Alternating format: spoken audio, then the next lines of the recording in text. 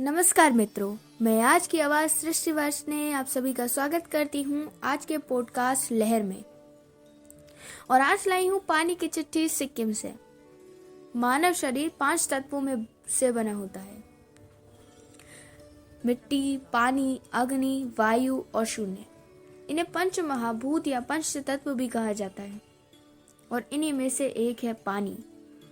इसे जल कहो या नीर, यह हमारे जीवन की बुनियाद है और आज हम इसी पानी को व्यर्थ बहा देते हैं। आज का पैगाम हमें भेजा है टीस्टा ने, जो सिक्किम की प्रमुख नदी है। तो जानते हैं सिक्किम के बारे में और आखिर क्या परेशानी है टीस्टा को। सिक्किम भारत के ईशान कोण अर्थात नॉर्थ ईस्ट में स्थित एक राज्य है। हिंदू वास्तु के अनुसार ईशान कोण पानी के तत्व की उत्पत्ति है।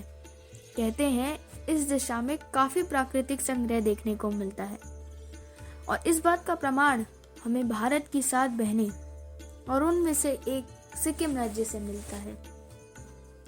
ऊंचे ऊंचे पहाड़ मस्तक की तरह स्थिर खड़े हैं।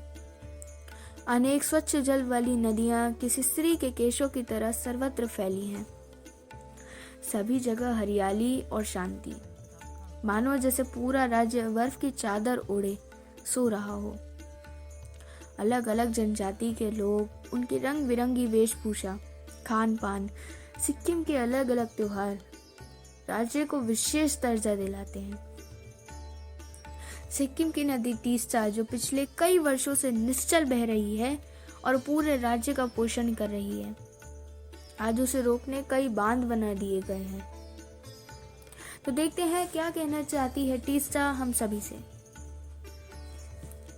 नमस्कार, मैं टीस्टा, सिक्किम की प्रमुख नदी।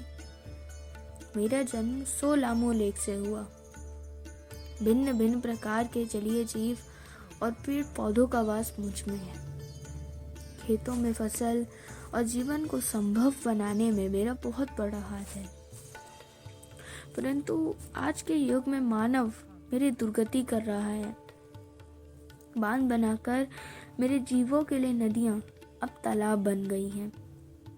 औद्योगिक व घरेलू कचरा और गंदा पानी सीवेज के रूप में नदी में बहा देते हैं। कुछ साल पहले तक तो मेरा रंग काला सा हो चला था।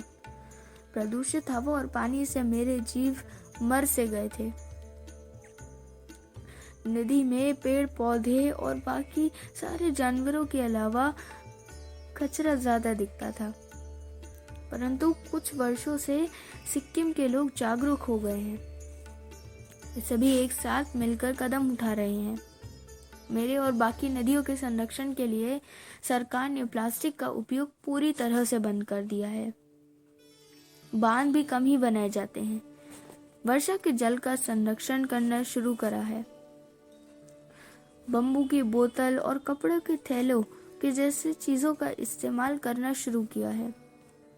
सिक्किम में जहां कभी साल में कई बार पानी की कमी हो जाती थी, कई क्षेत्रों में आज वहां पहले से काफी बेहतर हालात हैं। आशा है सिर्फ सिक्किम ही नहीं, बल्कि ये पूरा भारत, ये पूरा विश्व अपनी धरती और उसके दिए हुए साधनों का उपयोग संभाल कर व समझदारी के साथ करेगा। अगर सावधानी रखेंगे तो इन साधनों को बचाने में कामयाबी हासिल कर सकते हैं। बस यही आशा और विनती है आप सभी श्रोतागण से। धन्यवाद टीस्टा। कहते हैं कि हमारा देश धरती को माँ व उसके दिए हुए सभी संसाधनों को देवी देवता की तरह पूजता है। हालांकि इस बढ़ते हुए प्रदूषण को हटाने के लिए कई अहम फैसले लिए गए हैं, परंतु ये कदम धीरे धीरे आगे बढ़ रहे हैं और प्रदूषण की गति बहुत तेज है। जाते जाते 2 पंक्तियां कहना चाहूंगी। मानव अपने हाथ ही मिटा रहा तकदीर, आज कर रहा व्यर्थ कल नहीं मिलेगा नीर।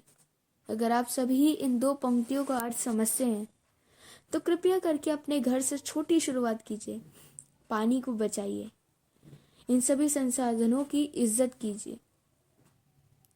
चलिए आज के लिए बस इतना ही। मैं सृष्टि वार्ष्णेय आप सभी का धन्यवाद करती हूँ और आप सभी से विदा लेती हूँ। तब तक आप सभी अपने घर पर रहें और सुनते रहे लहर, हाथों में थामे हाथ तमाम। ये है पानी का पैगाम। धन्यवाद।